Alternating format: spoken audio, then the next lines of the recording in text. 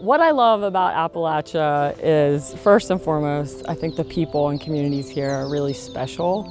We have families in the Appalachians who have literally been here for many generations, in some cases since the late 1700s. Your home, no matter where you're at, what roof you're staying under, it's home. There's not a day that goes by that I don't learn something new about the history or the people or this area that just doesn't fascinate you.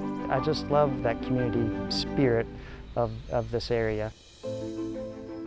The Cumberland Forest Project includes 253,000 acres of land in the coalfields region of the Central Appalachians in Kentucky, Tennessee, and Virginia.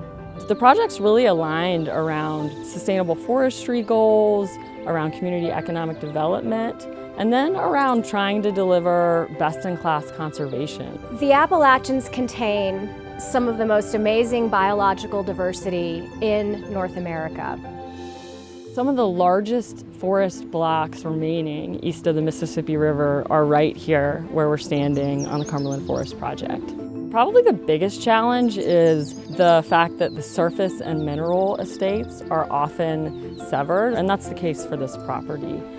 We don't control the minerals, but we do receive a fractional royalty payment for any coal, oil, gas, or other minerals that might be extracted from the land. We thought that the best possible use of the mineral royalties was to reinvest into those communities, and that's how the community fund was born.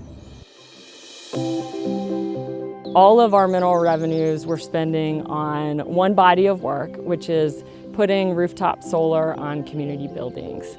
Solar, wind turbines, other renewable sources of energy are being used, but we've never seen that here. One of the greatest things about the project at Community Center is I think it's really going to be an eye-opener for multiple people to see what it's done for this area, because that building is the main staple point in our area. Solar as just an incredible opportunity for enhancing business savings and community savings. But the Community Center overall and that project is going to be the first big leap. It's not going to be the first step, but it's going to be the first leap. And that's so exciting to me and this whole community. So we do think this can be a catalyst to see the growth of clean energy in the city of Middlesboro beyond just this facility. So far in Tennessee, the Community Fund has awarded 5 grants, all of which are geared toward local economic development and also providing more outdoor recreation venues for the people who live here and the people who come to visit. We get visited in between 10 and 15,000 people a year up here. It's one of the top 100 places to come visit in Tennessee, and it's one of the best viewing areas for seeing elk in native habitat in the eastern United States.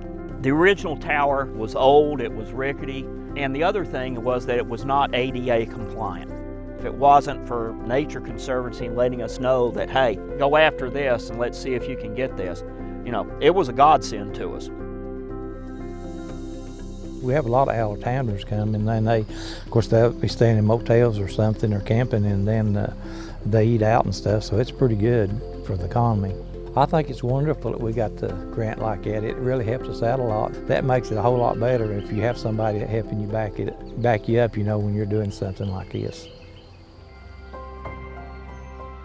What I would love to see is a new narrative for this region and this area where conservation and community economic development, it's not one or the other, it's both of those together. There is a culture and a rhythm to these mountains that I think are very important and critical to preserve and carry on. So this region of Appalachia has contributed so much to our country, from the timber to the coal resources. I think the people here and the communities here, they deserve investment. The greatest thing about this investment for the future would have to be that, it's the tip of the iceberg. The opportunities that are ahead they're all there, and it's a story that's yet to write itself.